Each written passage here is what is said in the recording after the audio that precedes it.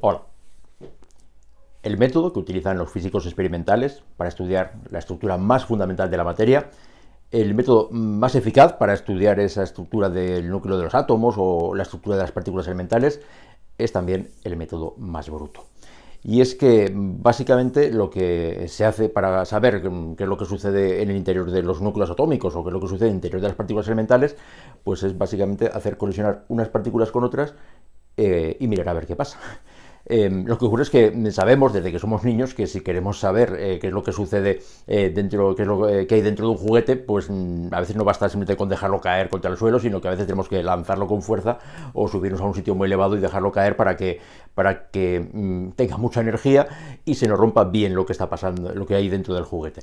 Así que básicamente los físicos experimentales lo que hacen es eso, se las están apañando para conseguir que esas colisiones de unas partículas con otras sean lo más energéticas posibles para que pasen cosas. Y básicamente esto es lo que ha canalizado el avance de la física fundamental a lo largo de casi 100 años, ¿no?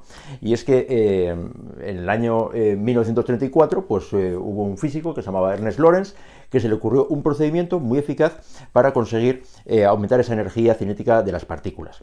Aceleradores de partículas hay muchos, dispositivos que hacen que tenga mucha energía. Es una historia apasionante el ver cómo ha habido aceleradores que son lineales, otros aceleradores que son de otro tipo, pero eso me lo guardo para un vídeo especial, porque yo creo que es una historia muy interesante el saber cómo han ido creciendo en tamaño y en energía esos aceleradores. Porque en este vídeo pretendo ser muy concreto respecto a qué es lo que hay que saber y qué es lo que hay que responder a la pregunta de qué es un ciclotrón, que este es un tipo especial de acelerador que vamos a tratar de explicar en este vídeo.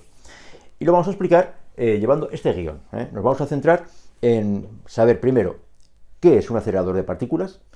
Segundo, diremos en qué consiste, cuál es el dispositivo que tiene que tener un ciclotrón para que funcione bien. En tercer punto, veremos cómo funciona, cuál es la física que hay ahí y qué fórmulas salen ahí para entender el por qué es tan eficaz este dispositivo.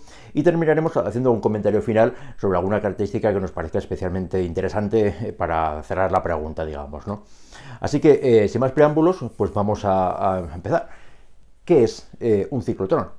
Bueno, pues un ciclotrón es un dispositivo que permite aumentar la energía cinética de las partículas cargadas mediante la acción combinada de un campo de campos eléctricos y magnéticos. Y entre esos dos campos proporcionarán a las partículas una trayectoria aproximadamente espiral. Esta es la idea básica, ¿vale?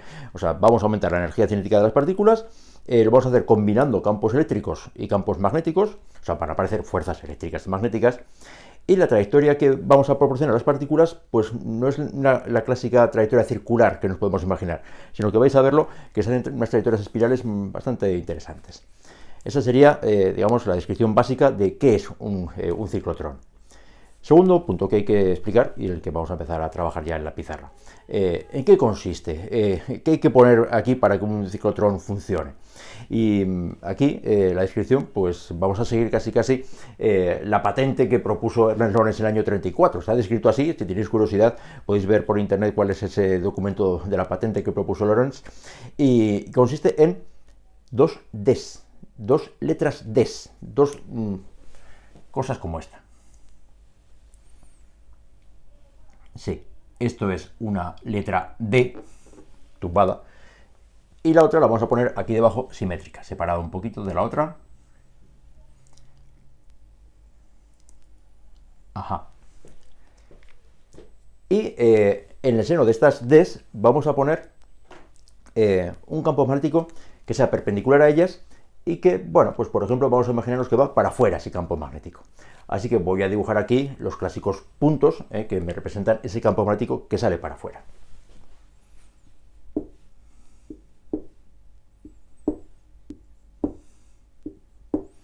Por aquí y aquí también para afuera. Que sean las líneas así más o menos uniformes. Va.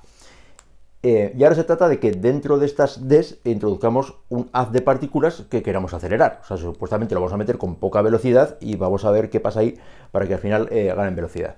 Así que me voy a imaginar que, por ejemplo, por este lado tenemos aquí una fuente de partículas y inyectamos aquí dentro unas de partículas que vamos a imaginar que son partículas positivas. Protones, por ejemplo. Y esas partículas positivas las estamos metiendo ya con una cierta velocidad, que se supone que es una velocidad pues, que va a ser pequeña, porque todavía no les hemos dado, no está actuando todavía el ciclotrón. Y aquí ya entramos en el territorio de que tenemos una partícula cargada positivamente, que lleva velocidad y que está metida dentro de un campo magnético externo B. Y ya sabemos lo que va a ocurrir, y es que esta partícula va a experimentar una fuerza magnética. Y esa fuerza magnética, pues lo primero que tenemos que hacer es saber hacia dónde va. Y bueno, pues ya sabemos lo que hay que hacer aquí. Vamos a aplicar la regla de la mano derecha, teniendo muy claro que el vector V va para arriba y teniendo muy claro que el vector B va para afuera. Oye. Y si tengo aquí el vector V y el vector B, aplico la regla de la mano derecha y en este caso los 4 dedos que giran los tengo que poner en el vector V, que es el que está el primero de todos, y voy a girar hacia B. Giro de V a B. Y si giro de V a B, el producto vectorial me sale hacia la derecha. Y como la carga Q es positiva, pues sí, en este caso la fuerza magnética va a ser una fuerza magnética que va a ir hacia la derecha. Esta sería la fuerza magnética. Y resultado de esa fuerza magnética, pues la partícula pues se va a desviar siguiendo, como ya sabemos, una trayectoria circular. Y esa trayectoria circular le va a llevar a salirse de la letra D por el otro lado, ¿vale? Así que tenemos aquí nuestra partícula positiva que sale por aquí. Bueno, pues de momento lo único que hemos hecho ha sido desviar la partícula, porque la partícula, mientras describe esa trayectoria circular, no ha ganado su energía. El módulo de su velocidad sigue siendo el mismo. Así que esta partícula sale por aquí con la misma energía con la que ha entrado. Es ahora cuando la vamos a acelerar. Y la vamos a acelerar aplicando ahora sí un campo eléctrico. De manera que entre estas letras D vamos a aplicar un campo eléctrico de esta manera. Y eso lo vamos a aplicar pues cargando esta parte positivamente y esta parte negativamente. De manera que este campo eléctrico ahora sí que va a ejercer una fuerza sobre esta partícula. Este es el campo eléctrico, insisto.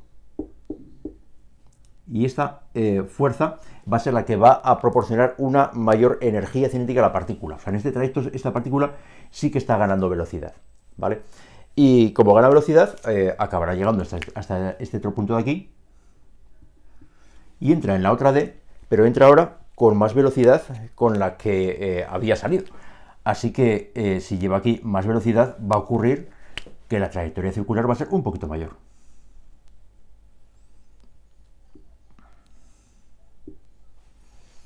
Cuanto mayor es la velocidad, mayor es el radio de la trayectoria. Lo veremos ahora también con aplicando la segunda ley de Newton. Y de nuevo tenemos aquí la partícula positiva que vuelve a salir de aquí. Y vuelve a salir de aquí y de nuevo le vamos a aplicar un campo eléctrico. Pero en este caso el campo eléctrico, si antes era positivo arriba y negativo abajo, aquí lo vamos a invertir. Aquí vamos a hacer que sea negativo arriba y positivo abajo. De manera que en este caso, por esta zona, el campo eléctrico vamos a hacer que sea hacia arriba. La fuerza eléctrica de nuevo irá para arriba. Y esto hará que esta partícula de nuevo, en este segundo viaje por la zona del campo eléctrico, va a volver a ganar velocidad. Y si vuelve a ganar velocidad, pues ya creo que nos imaginamos lo que va a ocurrir. Va a llegar a esta zona y de nuevo va a experimentar el campo magnético, la fuerza magnética, y le va a obligar a tener una trayectoria circular. Y cuando vuelva aquí volverá a ocurrir lo mismo. Volveremos a cambiar la polaridad para que esto de nuevo sea positivo y esto negativo. Ganará velocidad, viajará por aquí, entrará aquí con mayor velocidad todavía, trayectoria circular un poquito más grande. De nuevo aquí cambiaríamos la polaridad para que fuera negativo arriba y positivo abajo. De nuevo gana velocidad, llega aquí con más velocidad, trayectoria circular mayor, hasta que ya, pues sí, llegaría un momento en que ya la partícula se nos saldría fuera. Y ahí donde que hubiéramos previsto que la partícula sale, pues pondríamos nuestro detector. Aquí pondríamos el detector. o también se pone aquí el blanco. Significa que ahí pondríamos otra partícula con la que quisiéramos hacerla colisionar, ¿vale? Y es aquí donde sucedería, digamos, el experimento de colisión en el que me permitiría sacar de ahí cosas interesantes para la física, ¿vale?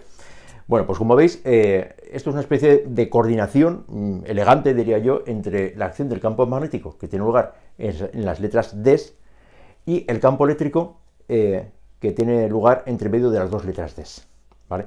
Y digo coordinación porque esto para que esto funcione hay que hacerlo bien, porque si os dais cuenta, y esta es la parte, digamos, en principio complicada, pero también es la clave del asunto, y es que este campo eléctrico hay que ir cambiándolo de polaridad. Cuando la partícula viene por aquí, el campo eléctrico tiene que ir para abajo. Pero cuando la partícula recorre esta media circunferencia y sale por aquí, entonces no, ahí me interesa que el campo vaya para arriba. Y cuando recorre esta otra, interesa que vaya para abajo. O sea que hay que ir cambiando la polaridad de esas dos Ds. Y eso se hace mediante una fuente de voltaje alterna. Esto representa una fuente de voltaje, de potencial alterna, es decir, que va cambiando de un lado de positivo o negativo entre los dos polos a una cierta velocidad que ahora veremos cuál es, ¿vale? Bueno, pues aquí hemos explicado el dispositivo en sí, o sea, las dos letras D, la zona con el campo eléctrico, que esté regulada aquí por esa fuente de tensión alterna, y al final de la trayectoria, pues tenemos que poner ahí el blanco en el que queremos que colisione esa partícula que hemos acelerado, ¿vale? ¿De acuerdo? Bueno, pues vamos a aplicar fórmulas para ver exactamente qué es lo que está ocurriendo aquí. Bueno, pues aquí, para saber los radios de esas circunferencias, ya sabemos que aplicamos la segunda ley de Newton.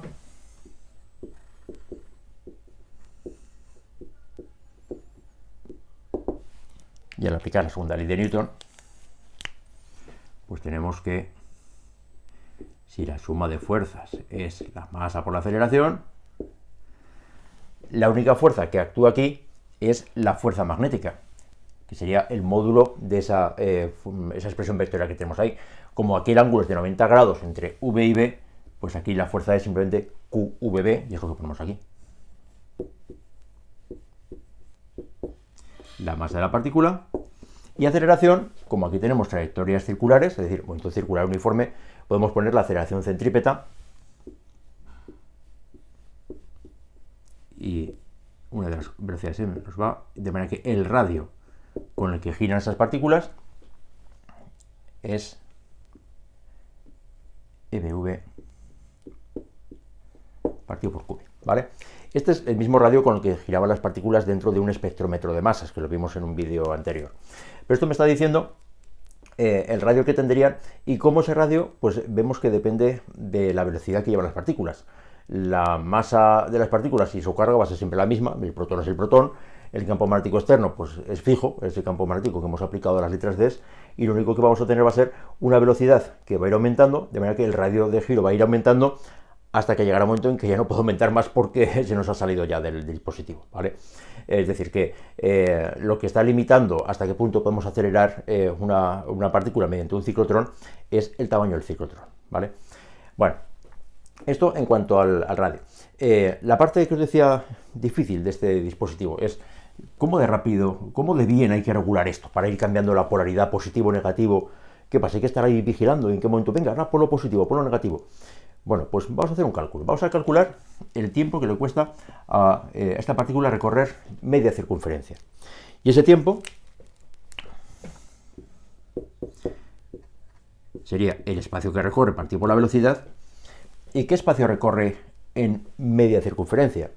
Si la circunferencia completa es 2πr, cuando recorre media circunferencia es pi por r. Y aquí ponemos la velocidad, pero es que el radio con el que gira lo podemos sacar de aquí. Voy a sustituir esta r por esta otra expresión que tengo aquí. Así que esto sería pi por mv partido por qv y partido todo por v. Y sí, lo que va a ocurrir va a ser que el tiempo que le cuesta dar media vuelta a la partícula, pues es que no depende de la velocidad.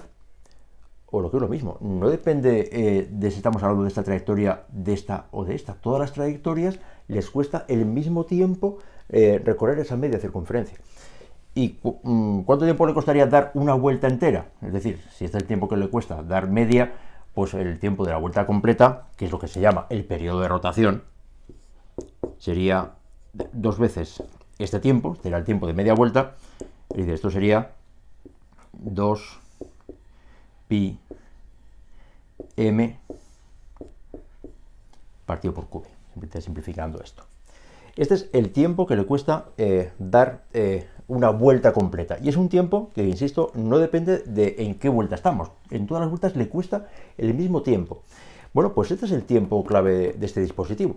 Porque antes nos preguntábamos con qué rapidez hay que ir cambiando esto de positivo a negativo. Pues aquí lo tenemos. No es una rapidez que haya que ir con mucho cuidado, sino que ponemos una rapidez fija y esta rapidez no va a cambiar.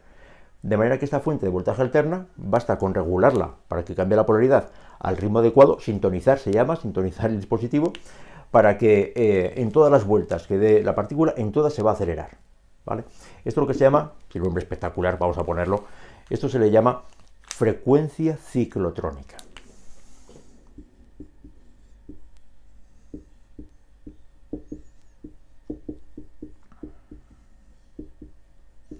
Y es ni más ni menos la frecuencia a la que tendríamos que ir cambiando la polaridad de las dos Ds, de positivo a negativo, para que coincidiera el momento en el que llega la partícula con que se acelere, y de manera que cuando vaya por aquí, de nuevo se acelere. Es el ritmo al que habría que ir cambiando esa polaridad. Y este fue el descubrimiento del amigo Lorentz. Se dio cuenta de que aquí se generaba una especie de resonancia, que a una frecuencia determinada, pues la partícula se aceleraba en todo momento. Siempre le pillaba, digamos, el campo eléctrico en el momento en el que le da energía. ¿Vale?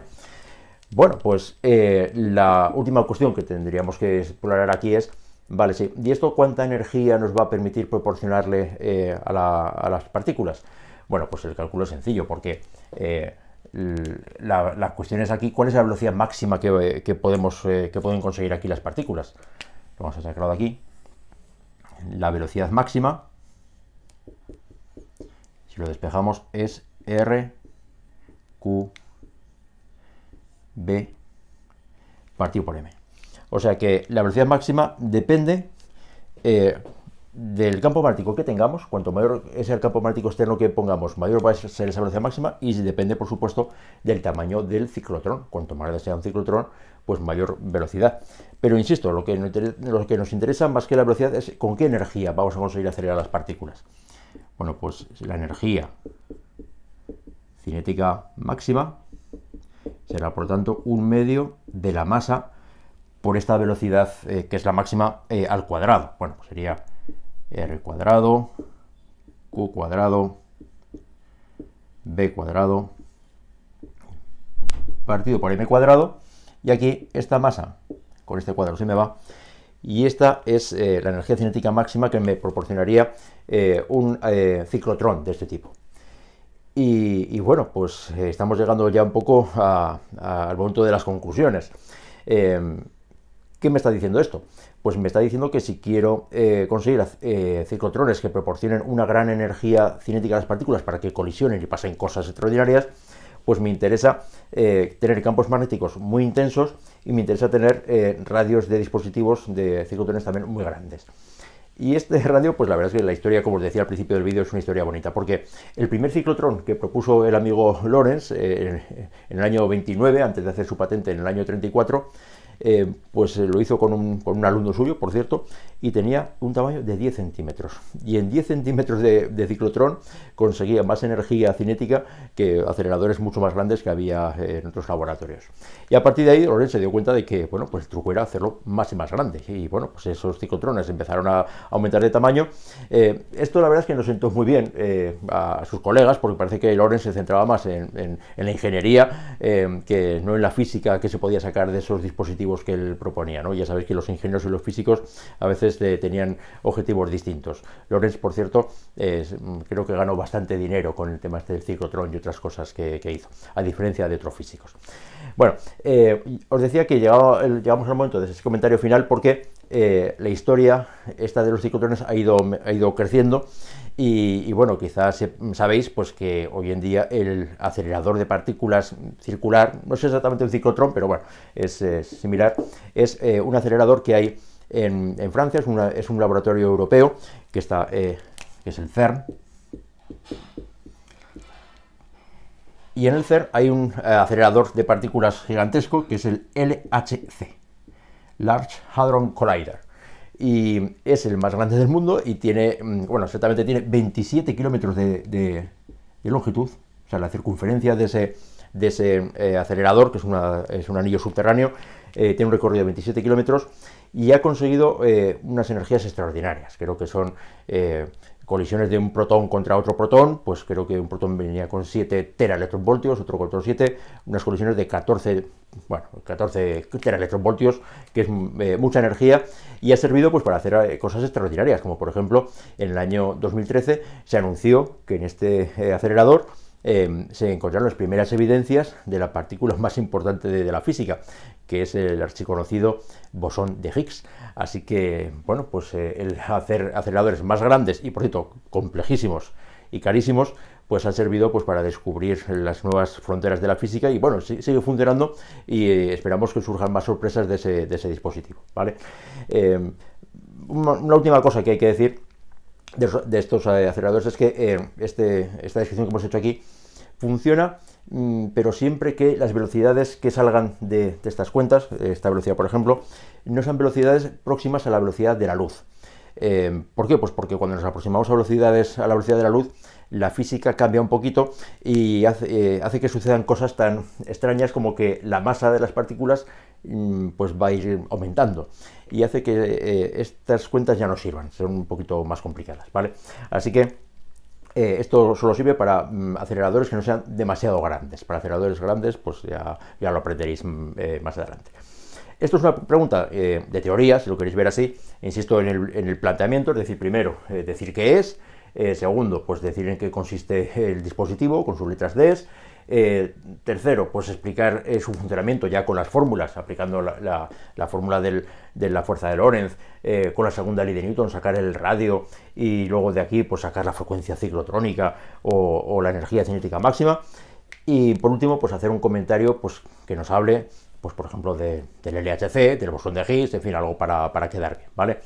Pero luego esto también nos puede servir para hacer algún ejercicio. A mí se me ocurre, pues si, ¿qué energía proporcionaba ese primer acelerador, ese primer ciclotrón que hizo Lorentz de 10 centímetros de diámetro?